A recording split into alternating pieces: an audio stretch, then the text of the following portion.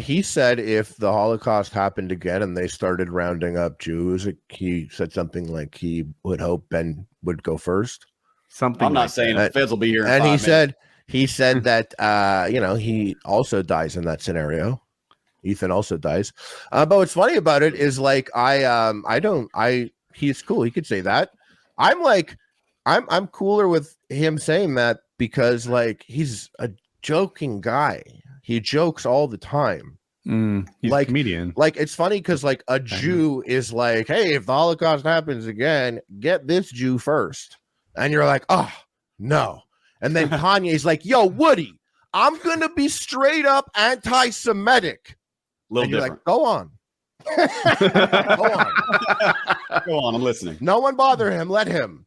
But that Jew, I feel like if I said, hey, next show, I'm going to give all my really true thoughts on gypsies, and then I never do, I don't expect to be canceled over that. No, but then if you went back the next day and you were like, I'm allowed to talk so much shit about gypsies because I am gypsy. You got to watch that podcast. It's 2.5 fucking hours, so you're not going to watch it. But The thing is, he kept going on and on. I didn't get offended because like I'm wrong, but I didn't get offended about like the anti-Semitic stuff. And I did think the bank ban was weird. I don't understand the workings of it. I heard someone say that was happening before his comments.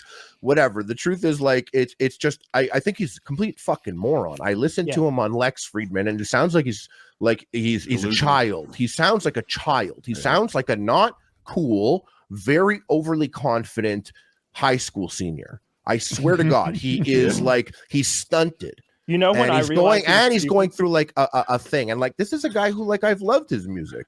Yeah. I literally some of his albums are my favorite, but he's just not a guy I'm looking at to speak normally. I thought he was smart. Like I didn't think he was some. I know he's a self-proclaimed genius. But he's a genius in the studio. But hang on, like studio.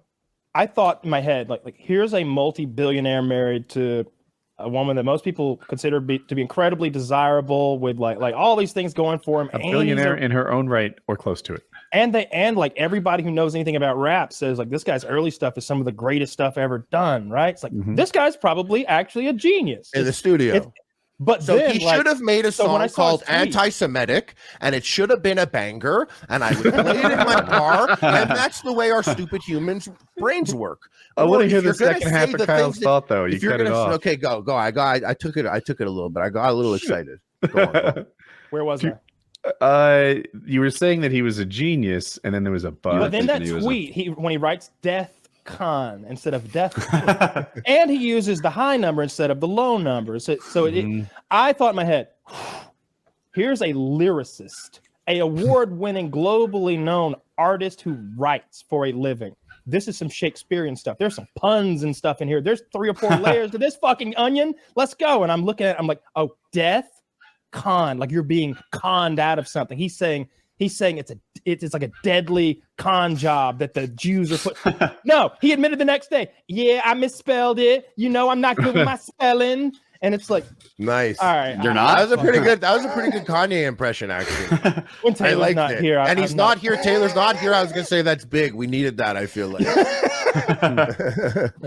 But now I know that like Kanye is a stupid person who just has like kind of fallen ass backwards into a lot of things, and he's a really good writer who wrote about stuff that mattered to him then, and the stuff that matters to him now doesn't work for music anymore, and he's just going to fade into obscurity. But he's still got $500 million, and somebody's going to make those Jews, and somebody's going to buy them. Yeah, they're gonna have some Yeezy exclusives soon. Yeah, I made the joke that like every Jew was like, oh yeah, Adidas, you haven't written off Kanye yet. Look, your stock's dropping. And also every Jew that I know was like, yo, buy Adidas, their stock's down and it's gonna bounce back. But like I just think he was an idiot, and I just was like, whatever, you know, I don't care that he's canceled. He's still worth hundreds of millions. He did it to himself. He's just a dummy. Yeah. There's some weird things. There's some weird things about cancel culture in general. Like Agitate being banned also. I don't like Agitate at all, but don't ban him. They didn't completely ban him. Like they say they banned him. I saw him on Sugar Sean O'Malley's show yesterday, and he can't have his own show. Yeah, but I get worried because I say I have thoughts or stuff I'm sure that is not, you know, aligned in a way, and I just think it's a bad precedent. I'm not about that. And I do think if we don't like someone or something, like, let them be there and we could all discuss it. I hate when they take it away. Banned is a really big deal. I was listening to Dr. Disrespect recently, and he said that people are like, hey, you're killing it. You're really doing well now. Even without Twitch, you're a thing. And he's on my Google News feed every day. I think what happens is, like, I can't stop myself from reading it, so it just feeds me more and more and more. And I am just every day reading about what Dr. Disrespect said the day before. And he said he lost, I'm going to get this number close, like 75 or 80% of his income now that he's not on Twitch. And that it's partly not being on Twitch because that was a profitable platform, but also, he can't talk to anybody else. I'm going to get the people wrong, but like, he doesn't talk to EA or some clothing company or any sponsor he might want to work with. They want to know, why Twitch drop you? How toxic are you? Like, what don't we know about? Well, it's so mysterious, is it not? It's like, literally, I'm going to sound pathetic now, but as a person who like has always enjoyed Doc's content and who has always enjoyed Doc, and like, even if I disagreed with some of his bits, I still enjoyed them. Like, he's a great content creator, and when that happened, I was always like, it's just pathetic that it's one of the biggest mysteries on YouTube to me. It's not a mystery to him. He knows exactly why he got canceled. I say, I thought he was going through a process with them, weren't they? Like, wasn't he trying to take some action against them? The clip I saw, and it was real current. And I heard that he could stream with people now, though, on Twitch. Can he not? I think I heard that too. The clip I saw and was really current was that he knows why he was canceled or deplatformed or whatever, and that's why he's suing. That was how he phrased it. Okay. So I guess he feels like it's unwarranted. Well, we have to find out then. But then also, and I'm not going to say anything about him, but like, just in general, like, if you are going to be suing someone, you do want to make it seem like, and I'm going to make things up right now, by the way. You do want to make it seem like you're losing out on an amount of money because that's what you're going to do. And I'm going to completely make this up, and it's not my place to say it, but I'm going to say it. But I'm also saying that I'm making it up, so it's fine. Like the girl who hurt her back, who was a porn star. The Twitch streamer that hurt her back. Right. You remember that? She jumped into the foam pit. Oh, yeah. She had tweeted, like, I'm finally walking a little bit. It's going to take time until I'm walking normally. I guess I won't be squirting anymore. And and now this is all brief and I made it up, but I was like, okay, like, maybe she doesn't do porn, or maybe she would go back to doing porn, but maybe she was never going to go do it. But if she's going to go after Twitch, you want to kind of be like, my bread and butter was also squirting. Like, here's how much money I made squirting. And if I ever had a comeback, like, that's not a thing I could do anymore now because of this foam pit. And I'm making it up, and I'm not a lawyer and I'm not anything at all, but I'm just saying, like, it would make sense that he's like, I lost 70% of my income. Damages. And that's what you go and you kind of do that, and then you make the number and you do that so that you can make that move. I have a related story, and I agree with what you're saying. So I made it up, though. After we had my daughter, Hope, she was delivered via C-section. And what you do is you sew up, I'm not a doctor, but you sew up the insides, then you sew up the skin, and you call it good, right? Now the woman's ready to have another kid in a few weeks. They didn't do that right. They just sewed up the skin, and they didn't sew up her uterus or something like that. So that's why our kids are 4 years apart. She was infertile in between that period of time. So we didn't know why we couldn't conceive. Like, the people were like, how long did it take you to have your first kid? And we're like, 45 minutes. But that was a lie. It took like 5 to make the first kid. 40 was getting there. But the second kid, like, years and years were going by. And it's like, I don't know what's up with this. Like, we both seemed so fertile the first time around and not the next time. Like, the first time we had shit working against us, like coming off birth control and shit. So we went to a fertility clinic to get some help, and we were shooting Jackie filled with drugs, making her release, like, I'm making up numbers, 9-10 eggs at a time, and she would think she was pregnant and then wasn't.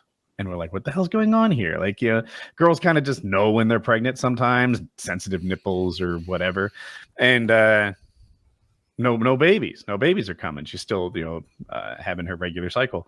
So eventually they like inflate her vagina, and they're like, the fuck, this thing's not watertight. It's supposed to be when we fill you. When we treat you like they go, the fuck. Yeah, when we That was treat you awesome. like a water balloon, you're there was a supposed to be leak? full. But there's a leak in this thing. Which indicates the muscles are damaged or something. Whatever. hole. They didn't sew her back up. The hole that the baby came out of, still there to some extent. So what was happening is she was getting pregnant, but it like wasn't able to attach and grow like That's the baby crazy. should. Yeah. So we contact attorneys. Malpractice. And we're like, the fuck? You can't just not sew people up after a C-section like that. Yeah, the skin's good. It looks okay from the outside. You're good to roll.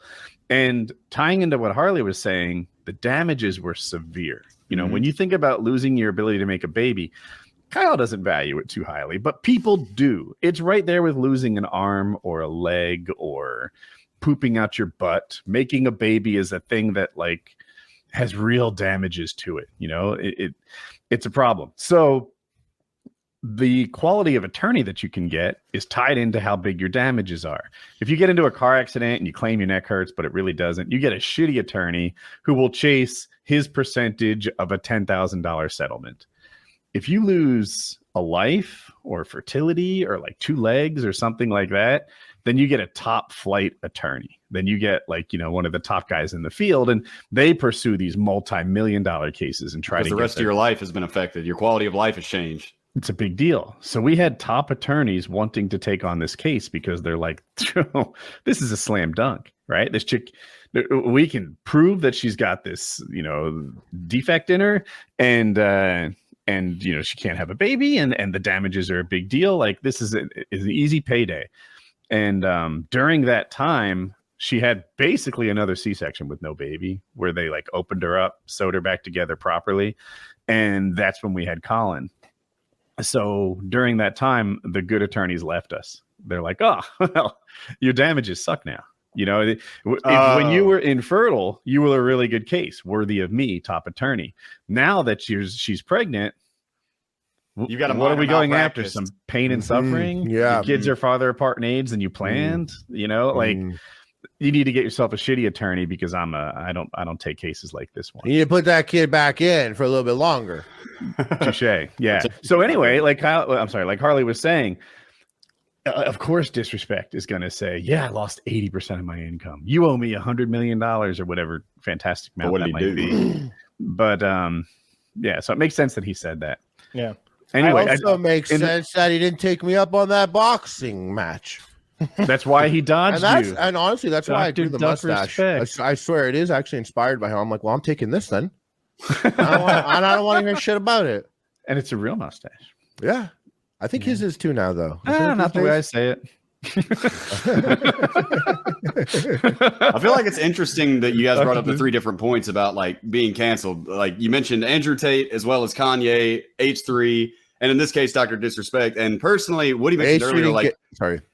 well, I was going to say that Woody mentioned like, you know, what makes things so different. And I mostly agree with Harley, not just I think it's the intention, man, is really what it boils down to, and what's really coming of it. Like, while I understand, yeah, you should be able to say things on the internet if they're crazy and don't make no fucking sense at all. When there's like actual people at risk is normally when people step in and they start saying, okay, we got to stop this. You know, I don't know much about Andrew Tate, but I know that I was seeing a ton of reports that are not verified, that parents were hearing 12-year-olds calling women bitches and saying that you work for me and stuff like that. Like that's shit that's impacting people's lives, you know, at which point they have to consider that. Do I say it's right or wrong? Not necessarily, but That's I view that as a parenting problem, not an Andrew Tate problem. It really, that's very much arguable, you know, like why does your kid have access to be able to consume this constantly? Well, so how do you take it away from him though in the 21st century? Because I fight back against the access thing. I'm sorry, Kyle, but I'm kind of agreeing with you.